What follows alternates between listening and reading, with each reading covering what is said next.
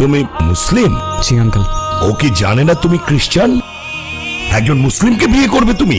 বাবা, আমি ইসলাম ধর্মে কনভার্ট হব। কি বললে? এখানে ওর কোনো দোষ নেই। ও যাই করছে সেটা শুধুমাত্র আমায় ভালোবেসে।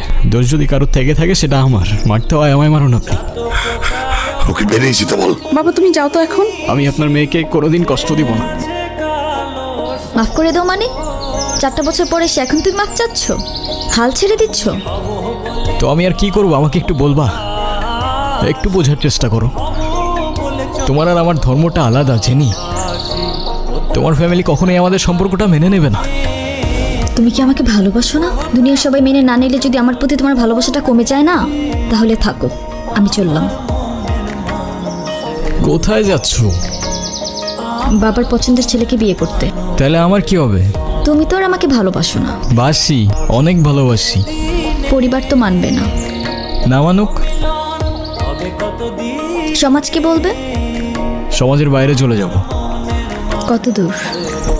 যত দূর গেলে তোমার আর আমার ছোট্ট একটা সংসার হবে। আগলে রাখতে পারবে? সারা জীবন।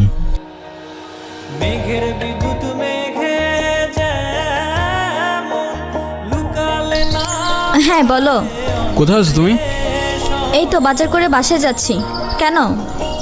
আগে বলো, গুড নিউজ শুনবা না ব্যাড নিউজ? ব্যাড নিউজটাই আগে শুনি। ব্যাড নিউজটা হচ্ছে তোমার এখন থেকে মাঝে মধ্যেই বাজার করতে হইতে পারে। কেন? কারণ গুড নিউজটা হচ্ছে নতুন চাকরিতে তোমার হাজব্যান্ডের কাজের অনেক চাপ থাকবে এখন থেকে।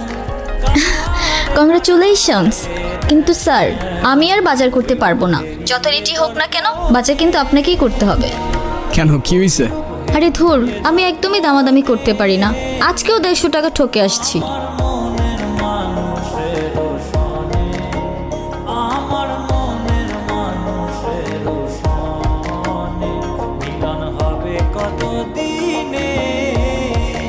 আপনারা কারা? আর বাসার ভিতরে কিভাবে ঢুকেছেন? কারা বাসে? হ্যালো?